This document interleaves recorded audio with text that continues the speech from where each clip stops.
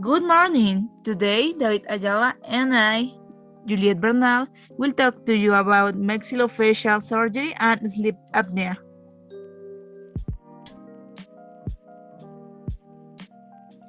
Obstructive sleep apnea (OSA) is a disorder that affects breathing during deep sleep. This can be potentially dangerous since it involves the interruption and obstruction of the airway due to the blockage of it by the muscles of the back of the body, the throat that supports the soft palate, uvula, tonsils, side walls, and tongue. These interruptions can last a few seconds or even minutes and can happen more than 30 times per hour. This condition has prevalence of 1%, but 30% of the population has risk factors that predispose them to suffer this disorder. Its main symptoms: loud snoring, episodic to stop breathing, grasping when breathing during sleep, dry mouth when waking up, insomnia, hyperinsomnia, difficulty to maintain attention during the day, and irritability.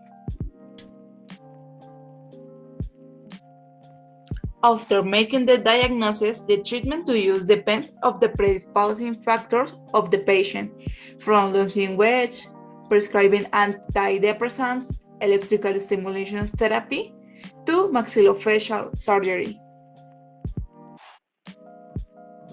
In the case of the last one, the intervention is orthodontic surgery. It's a minimal invasive procedure which, carried out by the oral and maxillofacial surgeon, allows the advancement of the maxillary and jaw (MMA). In order to increase the volume of the posterior part of the oral cavity and the pharynx, allowing the entry of the greater airflow.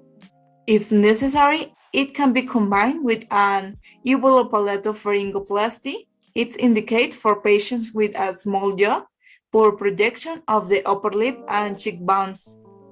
A bibliographic review has carried out on the scientific literature concerning the treatment of OSA using the bimaxillary advancement technique. The information was obtained from medical database platforms such as Cielo, PubMed, and Medline.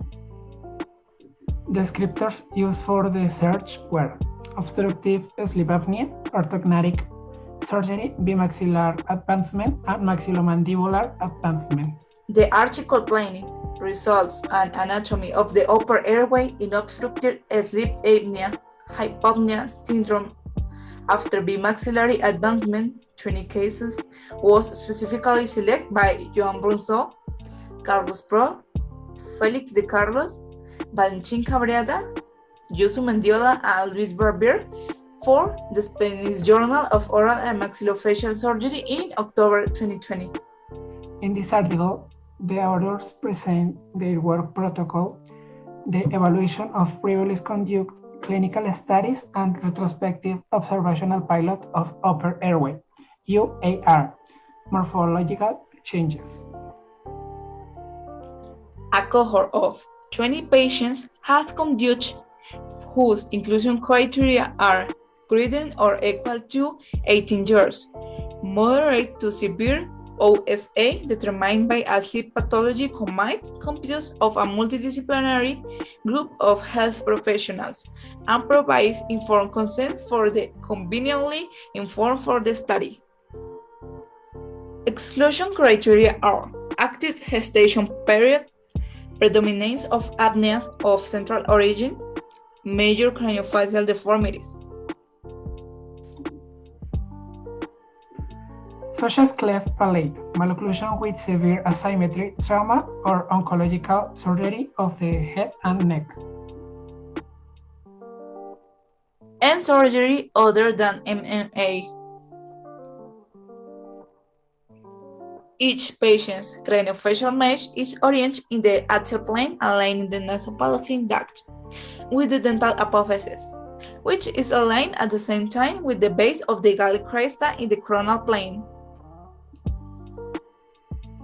In the half sagittal, the main horizontal reference is the plane of the hard palate, while the vertical is the perpendicular plane that crosses the most anterolower point of the second cervical vertebra.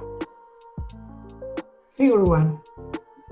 Sequential orientation method in the axial plane A, coronal, B and C, and half sagittal D, with half sagittal plane and reference planes in magenta.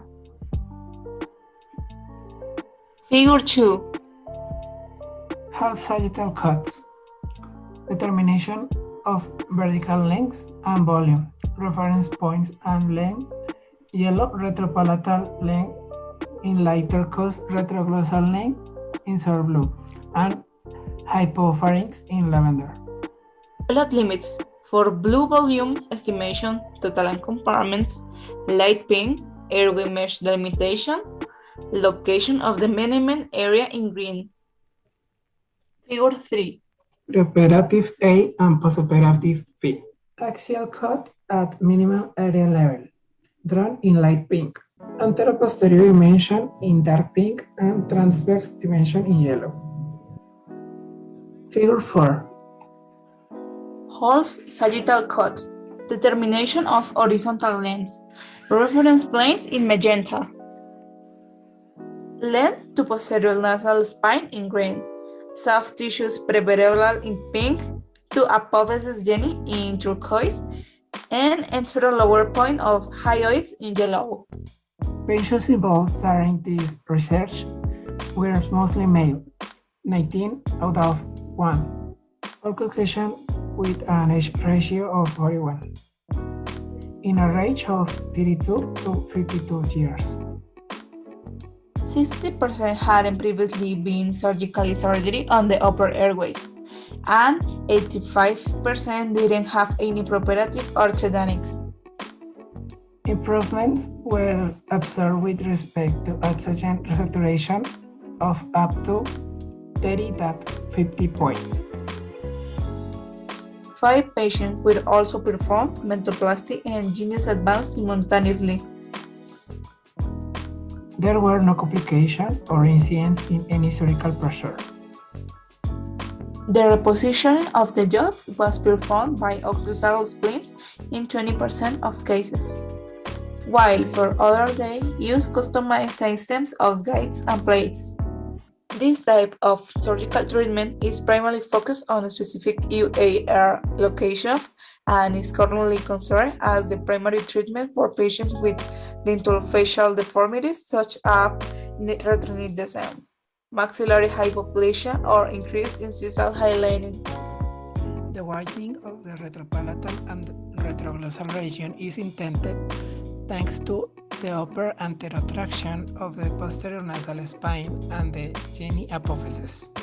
Insertions of the velopharyngeal and suprahyoid musculature.